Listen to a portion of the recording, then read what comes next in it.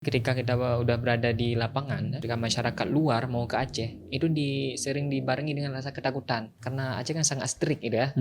Mungkin dengan penerapan syariat. Sebenarnya syariat yang ditanamkan ataupun yang diinternalisasikan di Aceh adalah syariat yang kafah untuk menjaga, bukan untuk menakutkan banyak orang. Jadi dari program pengabdian sosial inilah salah satu promosi sosial juga, promosi sosial untuk orang-orang luar bahwa ternyata Aceh seaman itu. Bahkan di pelosoknya pun. Ya, bahkan di pelosok pun mereka sangat welcome. Ada orang-orang luar.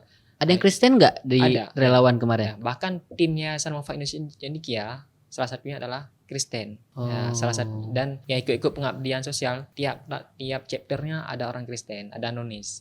Dan tanggapan mereka selalu bagus. Tanggapan mereka sangat luar biasa. Mereka sangat terbuka ya, dalam artian ketika mereka ke Aceh, mereka merasa ingin kembali lagi, ingin balik lagi ke Aceh. Nah, jadi untuk kesinambungan supaya mereka balik lagi ke Aceh, mereka akan mendirikan travel agent supaya mereka nanti kalau mau balik ke Aceh, kalau kalian cuma mau main aja tapi nggak mau pengabdi nggak apa, kita juga bisa kok memfasilitasi kalian semua.